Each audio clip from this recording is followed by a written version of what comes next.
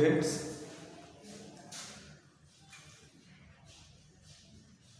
आप लोगों के लिए विशेषकर आप लोगों के एग्जाम को लेकर के ध्यान में रखते हुए जो केमिस्ट्री का सिलेबस आपसे पूछा जाएगा, यानी 2 चैप्टर आपसे पूछा जाने वाला है। उसमें एक पहला चैप्टर आपका आएगा periodic table.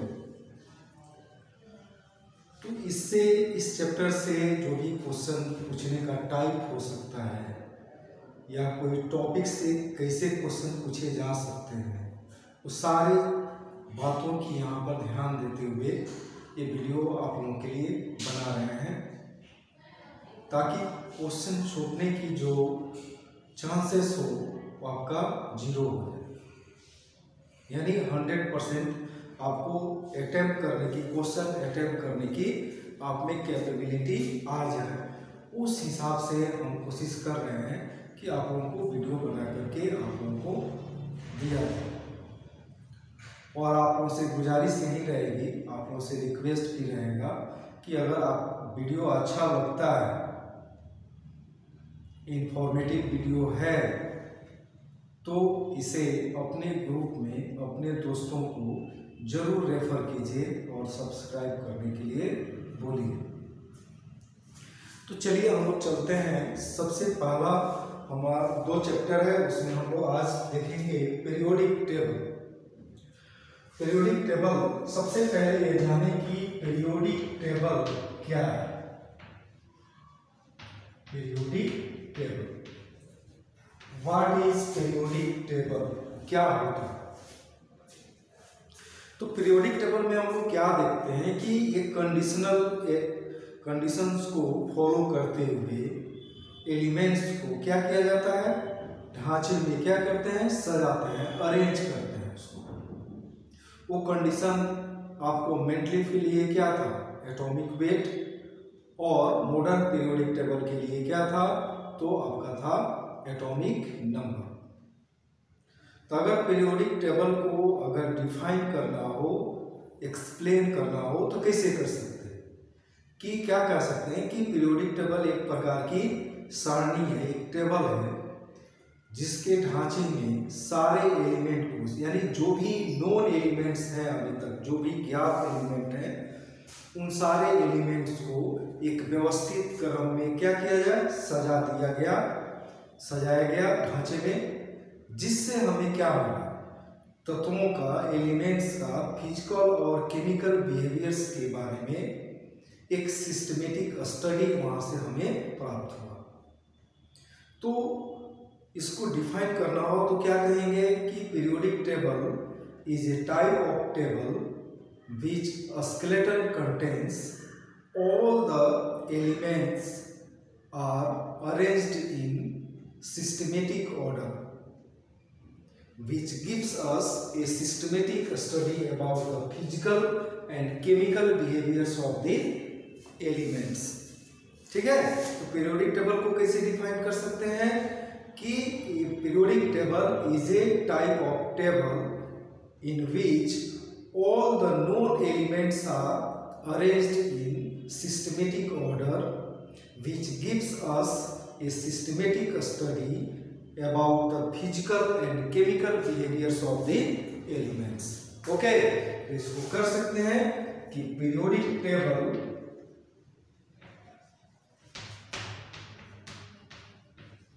is a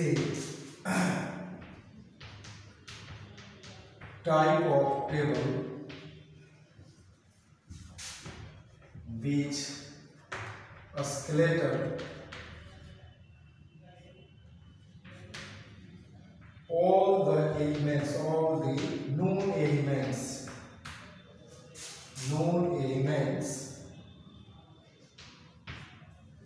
are arranged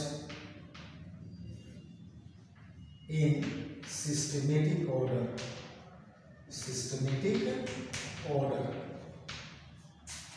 which gives us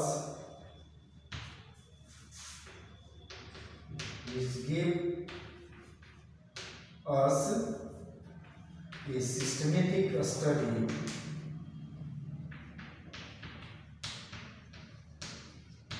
about the physical and chemical behaviors, physical and chemical behaviors of the elements, okay. तो पीरियोडिक टेबल क्या हो गया कि एक तरह का क्या है, एक टेबल है जिसके स्केलेटन में, जिसके ढांचे में सभी ज्ञात तत्वों को, सभी नोन एलिमेंट्स को एक सिस्टमेटिक ऑर्डर में क्या किया गया है, सजाया गया है, जिससे हमें एक सिस्टमेटिक स्टडी हमें प्राप्त होती है। किसके बारे में? तो उनके फिजिकल एंड केमिकल बिहेवियर्स का हम लोग सिस्टमेटिक स्टडी हम लोग कर सकते हैं, प्रोवाइड करता है, स्टडी प्रोवाइड करता है। तो इसका हम लोग ले सकते हैं इसमें कि आखिर पीरियोडिक टेबल बनाने की आवश्यकता क्यों पड़ी। तो ये बातें हम छोड़ के चल रहे हैं, आप लोगों को नॉलेज में होगा कि रीजन क्या था कि इसको हमें बनाना पड़े। हम लोग जो भी मेंडलीव थे या मोसले हुए या डोमिनियर की बात करें, यानी शुरुआत की बात करें तो डोमिनियर आते हैं, न्यूलैंड आते हैं, लोथर मेयर आते हैं। इन सारे लोगों द्वारा जो प्रयास किया गया, उन सारे लोगों का जो प्रयास था उसके बारे में हमें जानकारी लेनी है। तो मेनली हम लोग सबसे पहले आते हैं डोमिनियर ट्राइब्स, यानी डोमिनियर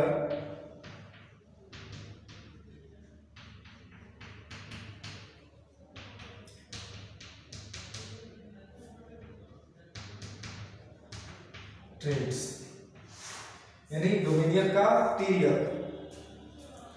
इनका मानना था कि एलिमेंट्स का जो फिजिकल और केमिकल बिहेवियर होता है वह उसके एटॉमिक वेट पर डिपेंड करता है।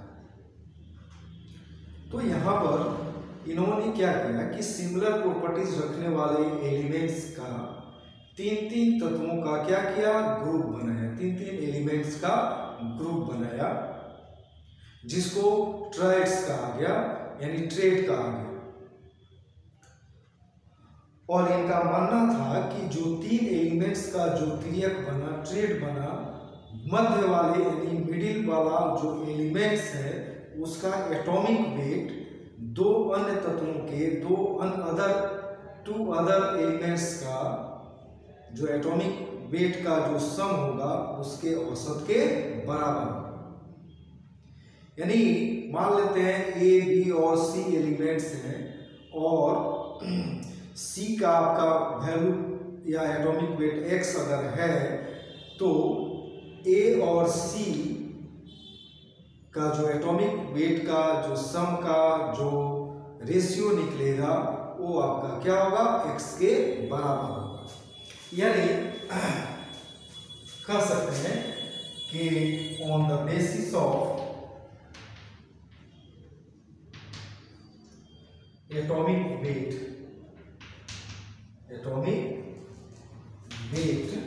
of elements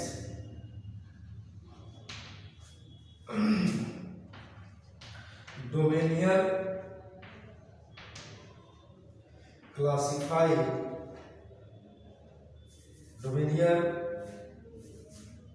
make some groups of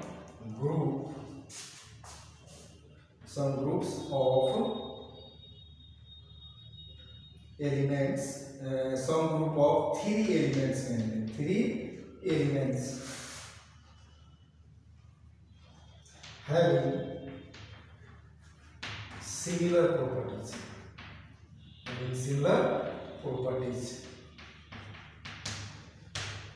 These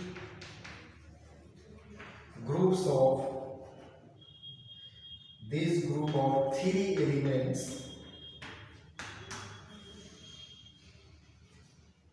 are called traits. ठीक है, यानी on the basis of atomic weight of elements Dobereiner makes some मिल के रख लीजिए, make some group of 3 elements having similar properties, यानी these groups of 3 elements are called triads. इसको क्या कहा गया? तिर्यक कहा गया या ट्रेट कहा गया। ठीक है, अब मानना क्या था इनका डोमिनियन का, तो कह सकते हैं अकॉर्डिंग टू डोमिनियन, कह सकते हैं कि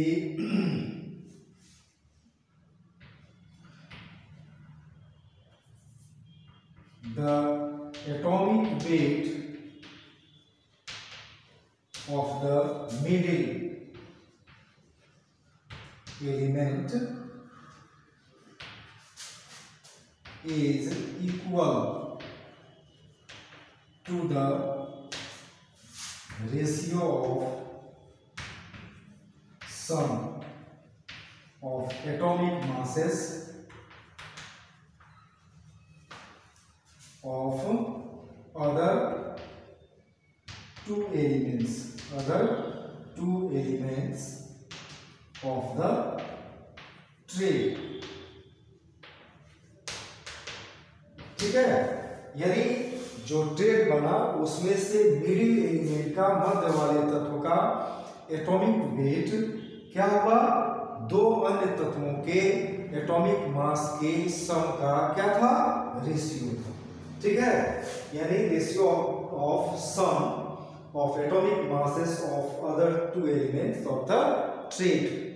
ओके, लेकिन जैसे हम लोग देखें, हम लोग एग्जांपल के तौर पर, जैसे फर्स्ट ट्रेट जो था, जैसे मान लेते हैं हम लोग फ्लोरीन ले लें, ब्रोमीन ले लें और आयोडीन ले लें।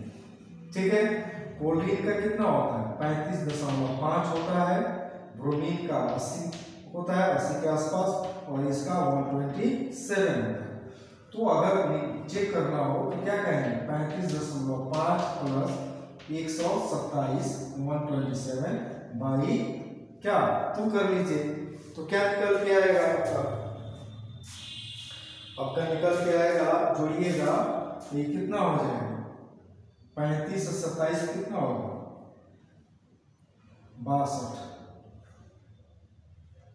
यानी 162.5 बटा 2, यानी यह आपका हो जाएगा 81.2 81.25 के आसपास, यानी लमसम में आपका जाएगा। उसी तरह से दूसरा जो ट्रेट था, जैसे लिथियम, सोडियम और पोटासियम का, तो लिथियम का कितना होता है? 7, पोटासियम का 23 और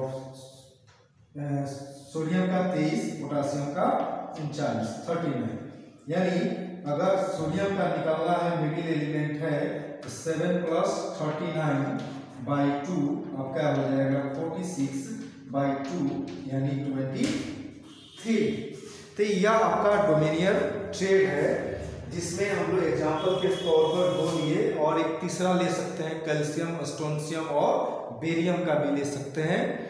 वहां पे भी देखिएगा तो यही लमसम में आएगा। ठीक है ना, तो ये आपका हो गया डोमिनियन का। ठीक है, नेक्स्ट हम लोग देखेंगे अभी न्यूलैंड का। ओके, अब नेक्स्ट हम लोग देखेंगे न्यूलैंड का। न्यूलैंड ऑक्टेव लॉ, न्यूलैंड का अष्टक नियम। चूंकि यह जो नियम है, यह जो लॉ है, वो आधारित है म्यूजिक टोन पर। म्यूजिक टोन कौन होता है? सा रे गा मा पा धा नी, फिर सा से स्टार्ट होता है। ठीक है ना, तो इनका मानना था कि अगर एलिमेंट्स को, अगर उनके एटॉमिक वेट के बढ़ते क्रम में सजाएं, अगर एलिमेंट्स को उनके एटॉमिक वेट के बढ़ते क्रम में सजाएं, तब प्रत्येक 8वां तत्व जो होगा वो प्रथम तत्व के क्या होगा? सदृश होगा। मतलब उसका प्रॉपर्टीज, यानी पहला तत्व का प्रॉपर्टीज और 8वां तत्व का प्रॉपर्टीज क्या होगा? समान होगा। ओके, तो कर सकते हैं, तो तो कर सकते हैं कि on the basis of atomic wait, on the basis of atomic weight, Newland arranged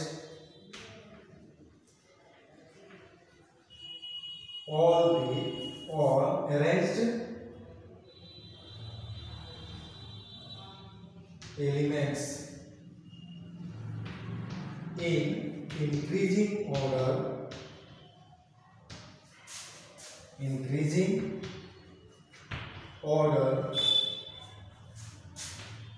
of their atomic weight, ठीक है, on music tone,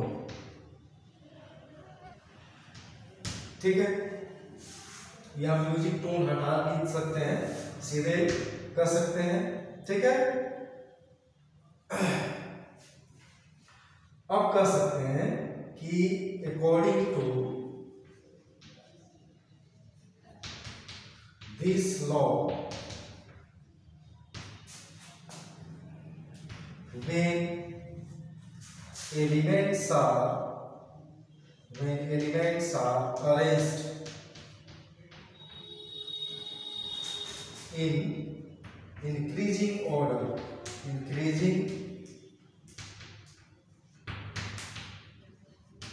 order of their atomic weight, then every eighth element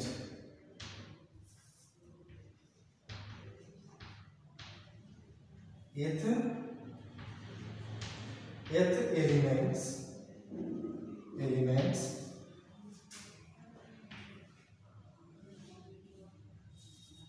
is resemble with the properties of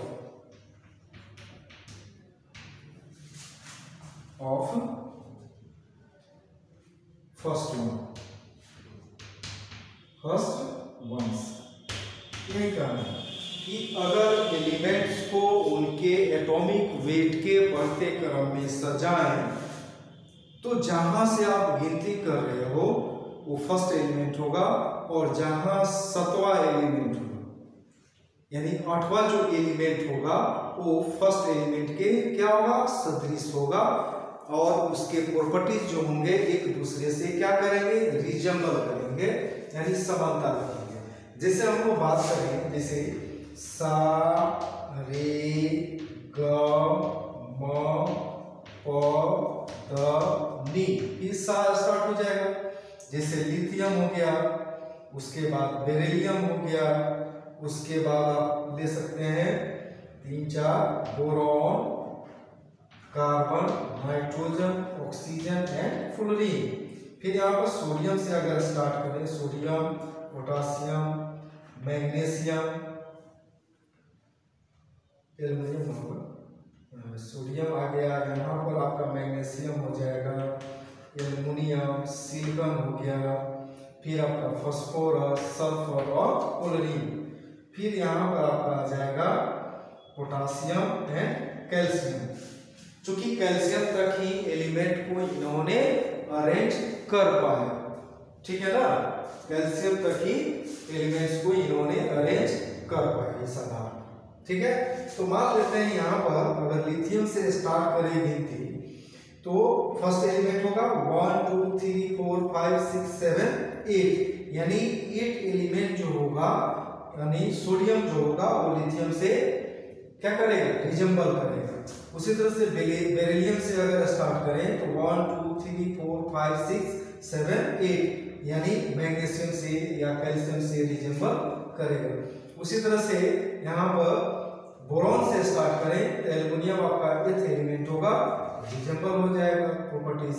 उसी तरह से carbon से करें तो silicon आएगा, nitrogen से करें तो फास्फोरस 8वां एलिमेंट होगा, ऑक्सीजन से अगर करते हैं तो सल्फर 8वां एलिमेंट होगा, फ्लोरीन से अगर स्टार्ट करते हैं तो क्लोरीन आपका 8वां एलिमेंट होगा, जिनका प्रॉपर्टी जो है एक दूसरे से रिजेंबल करेंगे, यानी समानता रखेंगे, समानता पाई जाएगी।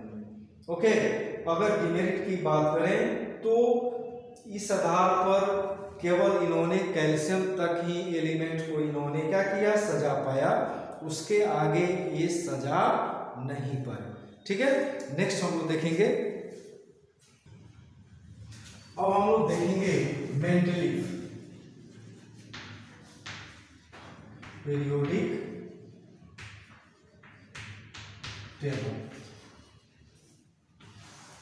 ठीक है ना, यानी कह सकते हैं कि क्लासिफिकेशन ऑफ एलिमेंट्स में मेंडलीव का एक रिमार्केबल कंट्रीब्यूशन रहा, यानी आने वाले जो जनरेशन थे उनके लिए एक पथ प्रदर्शक का काम किया है। ठीक है, एक रास्ता, एक सही रास्ता इन्होंने दिखा दिया। ठीक है, और यही कारण है कि इनको फादर ऑफ पीरियोडिक टेबल की उपाधि भी इनको दी गई। यही कारण है कि जो नेक्स्ट जनरेशन आने वाला था, प्रयास करने वाला था, ठीक है ना, उनके लिए एक पथ प्रदर्शक का काम किया, इसीलिए इनको उपाधि दी गई फादर ऑफ पीरियोडिक टेबल। और इनका भी जो आधार था वो एटॉमिक मास ही था, एटॉमिक वेट ही था, क्योंकि उस समय तक यह मान के चला गया था कि एलिमेंट का फिजिकल एंड केमिकल बिहेवियर जो होता है वो उसके एटॉमिक मासेस या एटॉमिक वेट पर निर्भर करता है। ठीक है, कोई उस समय तक कोई एक्सपेरिमेंट नहीं हुआ था जब तक कि मोसले ने प्रयास नहीं किया। उसके पहले कोई प्रयास नहीं किया यह जानने के लिए कि आखिर एलिमेंट का फंडामेंटल प्रॉपर्टी क्या हो सकता है, उसका एटॉमिक वेट हो सकता है कि उसका एटॉमिक नंबर हो सकता है। ठीक है ना, तो उस समय कोई प्रयास नहीं किया गया जानने के लिए कि फंडामेंटल प्रॉपर्टी क्या होता है। लेकिन उस समय मेंडलीव ने यही माना कि फंडामेंटल जो प्रॉपर्टी होता है एलिमेंट का वो आपका एटॉमिक वेट होता है। मतलब कि एलिमेंट का जो फिजिकल प्रॉपर्टी जो या केमिकल प्रॉपर्टी जो वो आपका डिपेंड करता है एटॉमिक वेट पर। और उसी आधार पर इन्होंने एक पीरियोडिक लॉ दिया, एक आवर्त नियम दिया। इनके अनुसार था कि the physical and chemical behaviours of the elements are periodic function of their atomic weight. यानी क्या कहने का मतलब हुआ कि the physical and chemical behaviours of the elements are periodic function of their atomic weight. इसका क्या अर्थ निकलता है, कंक्लूजन क्या निकलता है इसका? यानी कह सकते हैं इस जो लॉ था, इस लॉ का कहने का मतलब यही था कि अगर एलिमेंट्स को उनके एटॉमिक वेट के बढ़ते क्रम में इंक्रीजिंग ऑर्डर में अगर अरेंज किया जाए तो एक सर्टेन इंटरवल पर सिमिलर प्रॉपर्टीज ऑफ एलिमेंट्स क्या होंगे, प्राप्त होंगे। बात समझ में आ रही है? यानी पीरियोडिक टेबल का पीरियोडिक जो लॉ था मेंडलीव का वो क्या था कि the physical and chemical behaviours of the elements are periodic function of their atomic weight. Okay, यानी इट मीन्स कर सकते हैं कि when elements are arranged in increasing order of their atomic weights then at a certain interval similar properties of elements are obtained. यानी तत्वों को अगर उनके परमाणु भार के बढ़ते क्रम में सजाएं तो एक निश्चित अंतराल पर समान गुणधर्म वाले तत्व प्राप्त होते हैं। ओके, और इन्होंने उसी समय जितने भी एलिमेंट्स लमसम 63 एलिमेंट्स थे और उन्होंने उन सारे 63 एलिमेंट का 63 एलिमेंट्स को अरेंज करने का प्रयास किया। जहाँ त्रुटि हुआ वहां पर उनके एटॉमिक वेट में सुधार करते हुए सजाने का प्रयास किया। फिर भी बहुत सारी गलतियां हुई, लेकिन एक पॉजिटिव वे में हम लोग चलेंगे, ठीक है ना, एक रास्ता इन्होंने दिखाया। तो कह सकते हैं कि Mendeleev gave a remarkable contribution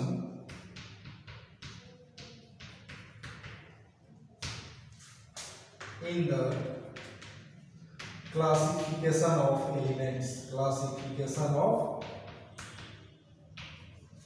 elements, ठीक है। और इसी कारण से फादर ऑफ पीरियोडिक टेबल की उपाधि दी गई। यानी फादर ऑफ पीरियोडिक टेबल किनको कहा गया, तो मेंडलीफ को कहा गया। ओके, यानी फादर ऑफ पीरियोडिक टेबल किनको जाना जाता है, तो मेंडलीफ को जाना जाता है। मेंडलीफ जो है उनको उपाधि दी गई फादर ऑफ पीरियोडिक टेबल, ठीक है। अब कह सकते हैं कि on the basis of atomic wait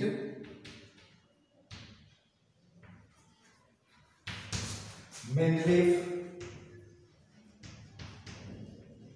arranged all the, नहीं इसको छोड़िए अभी, Mendeleev gave, कहेंगे gave a periodic law which is as follow, जिसे इस प्रकार उन्होंने दिया। वो क्या था कि द फिजिकल, एकदम याद रखिएगा इसको, the physical and chemical behaviours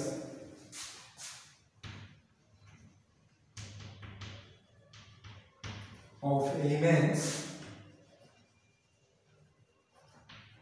are periodic function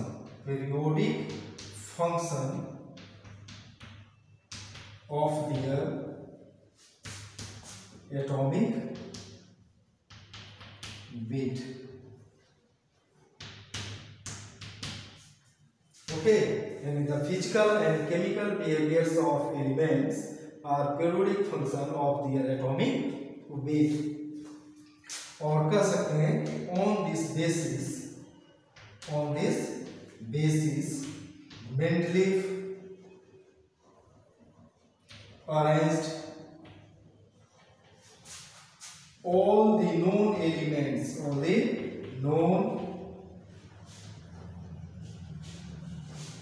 elements in increasing order of their atomic weight, ठीक है। यानी इट मीन्स कह सकते हैं atomic weight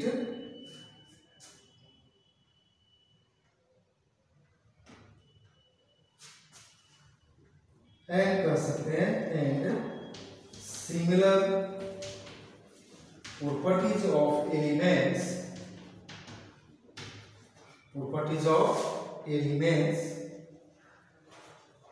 are obtained at a regular interval। यानी मेंडलीफ ने जब सारे एलिमेंट्स को, नोन एलिमेंट्स को सजाया तो देखा कि एक रेगुलर इंटरवल पर, एक निश्चित अंतराल पर, सर्टेन इंटरवल पर सिमिलर प्रॉपर्टीज ऑफ एलिमेंट्स क्या हो रहे हैं, प्राप्त हो रहे हैं, ठीक है। और जो ढांचा प्राप्त हुआ इसको कहा गया क्या, मेंडलीफ पीरियोडिक टेबल, ठीक है ना। द स्केलेटन या दिस इज कॉल्ड, या कह सकते हैं दिस अरेंजमेंट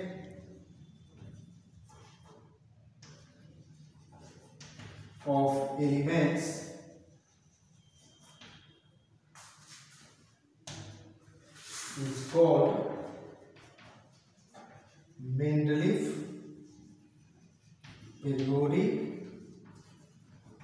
टेबल, जो कि ढांचा प्राप्त हुआ, उस ढांचे को नाम दिया गया क्या?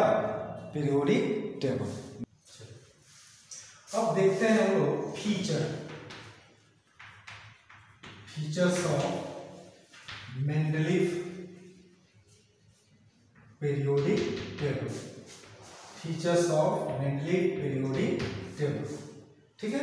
सबसे पहला बात जो है वो कह सकते हैं कि there are 7 horizontal row in the Mendeleev periodic table are called period.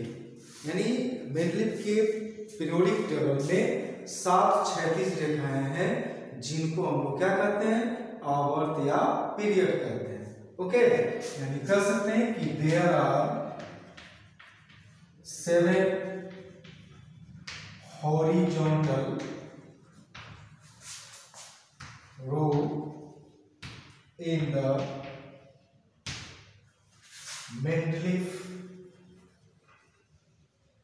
periodic table known as period। क्या कहा गया? तो पीरियड कहा गया। तो कितने पीरियड हो गए? 7। पीरियड किसको कहते हैं? जो क्षैतिज रो है उसको हम लोग क्या कहते हैं? यानी जो हॉरिजॉन्टल रो है उसको हम लोग क्या कहते हैं? पीरियड कहते हैं। कितने रो होते हैं? 7, जिनको क्या नाम से जानते हैं हम लोग? पीरियड के नाम से जानते हैं। याद रखिएगा कि मेंडलीफ के पीरियोडिक टेबल में कितने पीरियड? तो 7 पीरियड। तो कह सकते हैं the numbering of period by from कहेंगे फ्रॉम 1 to 7। कहां से किया गया? 1 से 7 तक किया गया।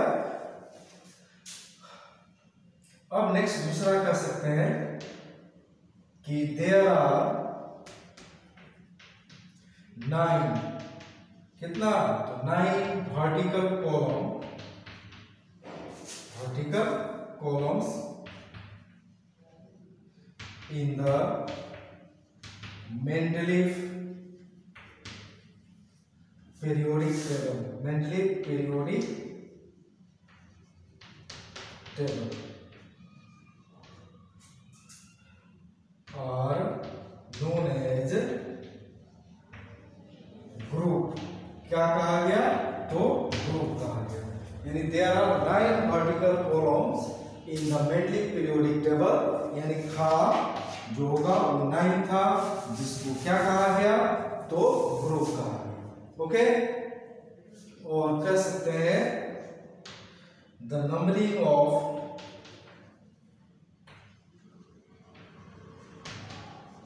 group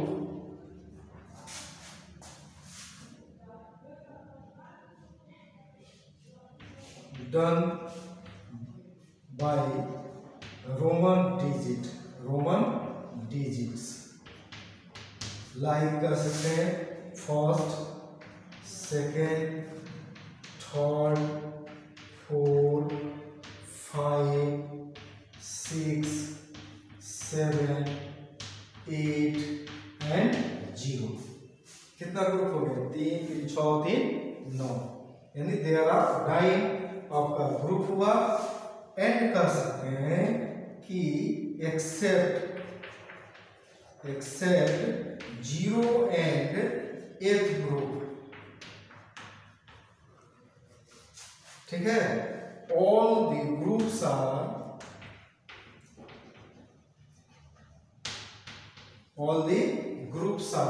subdivided into subgroup A and subgroup B, ठीक है। यानी 8वां और 0 ग्रुप को छोड़ करके बाकी सभी ग्रुप्स को क्या किया इन्होंने? सब डिवाइड कर दिया। उप वर्गों में क्या किया?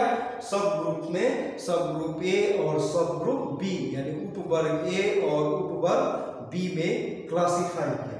अब पूछेंगे कि कारण क्या था क्लासिफाई करने का? तो इनका मेन था कि एलिमेंट्स को दो तरह से इन्होंने क्लासिफाई किया, एक ट्रांजिशन और दूसरा नॉन ट्रांजिशन एलिमेंट्स। ओके, यानी एलिमेंट्स को इन्होंने दो तरह से क्लासिफाई किया, transition and non transition elements. ठीक है, जैसे हम लोग आगे बढ़ेंगे कि जैसे फर्स्ट ग्रुप है, इसको फर्स्ट ए और फर्स्ट बी में रखा, उसी तरह से सेकेंड ग्रुप है तो सेकेंड ए और सेकेंड बी में रखा, उसी तरह से थर्ड है तो थर्ड ए और थर्ड बी के रूप में रखा, उसी तरह से फोर को क्या किया, फोर ए और फोर बी के रूप में रखा, फाइव को भी इन्होंने क्या किया, फाइव ए और फाइव बी के रूप में रखा, सिक्स को भी इन्होंने A group, six A and six B के रूप में रखा। फिर उसी तरह से सेवन को इन्होंने क्या किया, सेवन ए और सेवन बी के रूप में रखा, और बस अभी जीरो और एथ ग्रुप को छोड़ दिया इन्होंने। ठीक है, क्योंकि कारण था कि एथ ग्रुप को तीन ग्रुप में बांटा गया। ठीक है ना, यानी एथ जो ग्रुप था वो आपका ट्रांजिशन एलिमेंट्स के अंडर नहीं आ जाता है, तो इन्होंने क्या किया कि जो भी एलिमेंट्स हैं उनको दो तरह से क्लासिफाई किया, एक ट्रांजिशन एलिमेंट, दूसरा नॉन ट्रांजिशन एलिमेंट्स। तो याद रखिएगा कि ए सब ग्रुप में जो भी एलिमेंट्स को रखा गया है वो कौन से क्लास से बिलोंग करेंगे, नॉन ट्रांजिशन एलिमेंट से। कहां से, तो नॉन ट्रांजिशन एलिमेंट से। ओके, लेकिन सब ग्रुप बी से कौन से एलिमेंट बिलोंग करेंगे, तो ट्रांजिशन एलिमेंट्स। क्या, तो ट्रांजिशन एलिमेंट्स। ओके, तो याद रखना है, यहाँ बहुत मायने वाला चीज है कि सब ग्रुप ए में किसको रखा गया, तो नॉन ट्रांजिशन एलिमेंट्स, और सब ग्रुप बी में किसको रखा गया, तो ट्रांजिशन एलिमेंट्स को रखा गया। तो याद रखिएगा कि इन, यानी कह सकते हैं कि non transition elements are placed in sub group A, sub group A में रखा, वेयर एज ट्रांजिशन एलिमेंट्स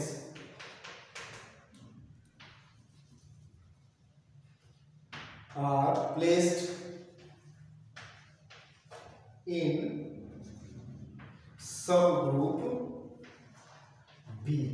ठीक है, तो इस तरह से याद रखना है कि सब ग्रुप ए में कौन से एलिमेंट, नॉन ट्रांजिशन, सब ग्रुप बी में कौन से एलिमेंट, तो ट्रांजिशन।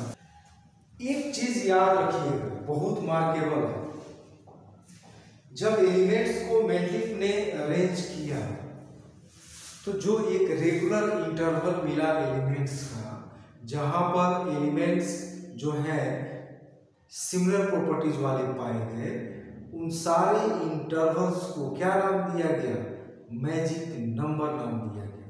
यानी क्या कर सकते हैं कि when elements are arranged in increasing order of their atomic weight, then at a certain interval similar properties of elements are obtained. These certain intervals are called magic number. क्या कहा गया, तो मैजिक नंबर कहा गया। क्या आपने बोला कि जब एलिमेंट्स को उनके एटॉमिक वेट के इंक्रीजिंग ऑर्डर में अरेंज करते हैं, तब एक रेगुलर इंटरवल पर सिमिलर प्रॉपर्टीज ऑफ एलिमेंट्स क्या होते हैं, प्राप्त होते हैं। इन रेगुलर इंटरवल्स को, इन सर्टेन इंटरवल्स को क्या कहा गया, मैजिक नंबर कहा गया।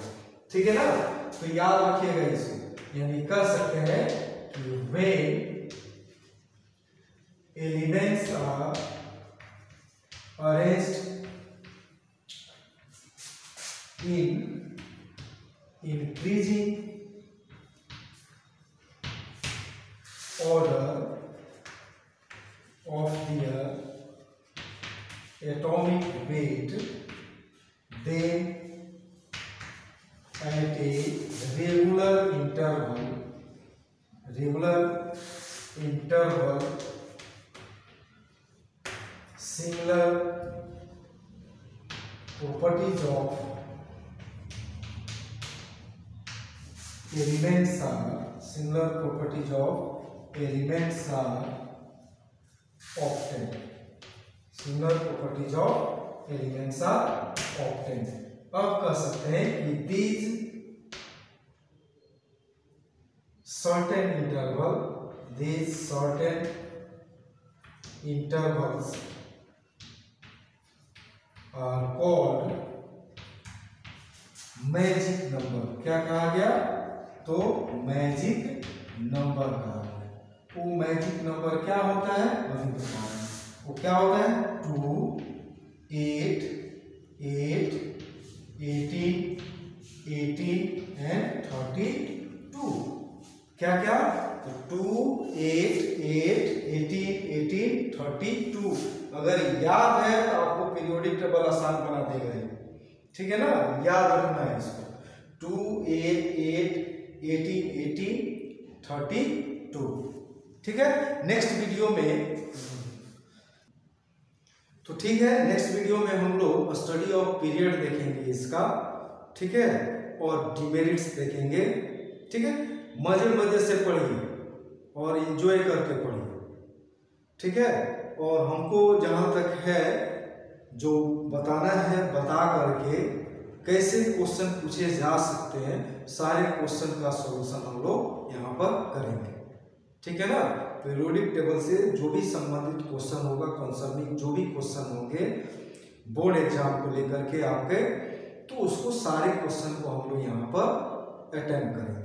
ओके, आपसे फिर से हम रिक्वेस्ट कर रहे हैं कि अच्छा अगर वीडियो लगा, इंफॉर्मेटिव लगा तो लाइक कीजिए, कमेंट कीजिए और सब्सक्राइब कीजिए। कमेंट इसलिए बोल रहे हैं कि ताकि हम सुधार भी कर सके। अगर सुधार की गुंजाइश है तो उसमें सुधार भी किया जा सके, सजेशन दे सकते हैं आप। ओके, धन्यवाद, थैंक यू।